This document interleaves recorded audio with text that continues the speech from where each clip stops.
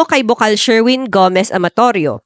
Sa paanong paraan niyo po magagamit sa sangguniang panlalawigan ang inyong karanasan bilang pinuno ng Pescado? Magandang araw po sa ating lahat. 5 taon po akong nanungkulan bilang hepe ng Pescado at mula po doon, nagkaroon po tayo ng iba't ibang mga programa. Nalawig po natin ang programa tungkol sa SPES o yung Special Program for Employment of Student. Bago po ako pumasok dyan, ang slot lang po ng SPES sa buong probinsya ay nasa around 300. So bago po tayo umalis sa tanggapan, kulang-kulang 1,000 na po.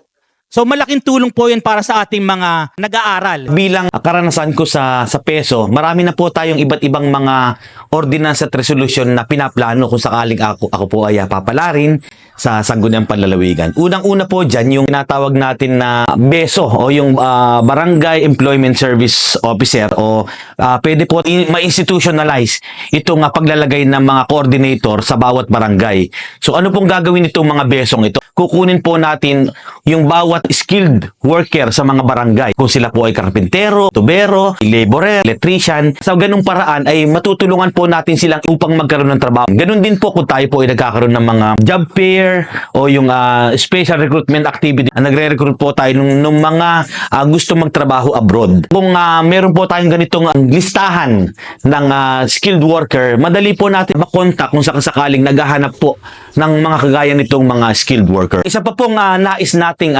ma-institutionalize o ma-establish dito sa ating lalawigan ay yung pagtatalaga ng isang araw na pagsasama-sama ng mga OFW Family Circle. Umpisa po itong palakasin natin way back 2022. Noong pong mga panahong iyon, may mga mangilan-ngilan po sa mga bawat barangay, lalo-lalo sa parteng Dilasag at saka Dipakulaw, na mga establish ng OFC sa bawat barangay. So way back 2022 po ay miniting ko po ang iba't ibang mga peso ng bawat munisipyo. Ganon din po yung mga presidente ng OFC doon sa mga barangay na nakatayo na. And we decided po na itayo na talaga yung Provincial Federation ng OFC. Nung una po, ano lang po yan, 4 lang pong mga munisipyo. At nung panahon po ng December, yun po yung kauna-unahang Provincial Assembly na ginawa natin para sa mga OFC. Ngayon po, lahat po ng bawat barangay dito sa lalawigan ng Aurora ay meron na pong OFW Family Circle. Very active po sila ngayon. Pag po ay pinalad, ma-institutionalize po ito at hindi lang po yung sasama-sama. Bahagi po ng magiging programang nito, magkakaroon po tayo ng pagbibigay ng mga livelihood program doon sa mga organized OFC. Taon-taon po yan, ito po yung isa sa magbibigay sa kanila ng pamatagalang kabuhayan. Alam niyo po, ang bahagi po ng trabaho ng Pescado o yung peso nung panahong yun ay tumulong din sa iba't ibang mga kabataan.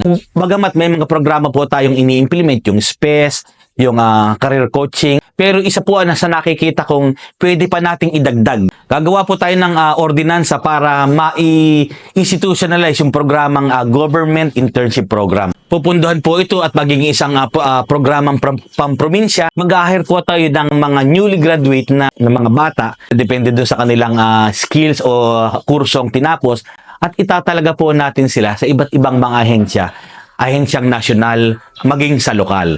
Ang gagawin po natin yan, at least 6 months na i-hire po at babayaran po ng probinsya yung sesweldohin nila. Then after that, sa totoo lang, pag talagang mahusay yung performance nung bata, ay i-hire po nila yan. Manghihinayin po kasi silang tanggalin. Kaya lang, ang kontrata po siyempre ng provincial government diyan ay 6 na buwan lang.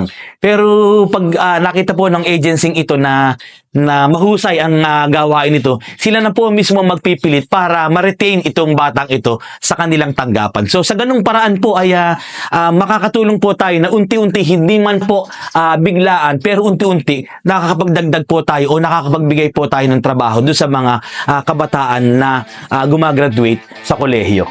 Muli po sa Tatak Amatorio, tapat na serbisyo ang hatid po ng inyong lingkod. Para po kay Bokal Jennifer Aranya, ano pa po ang inyong mga pangarap para sa lalawigan?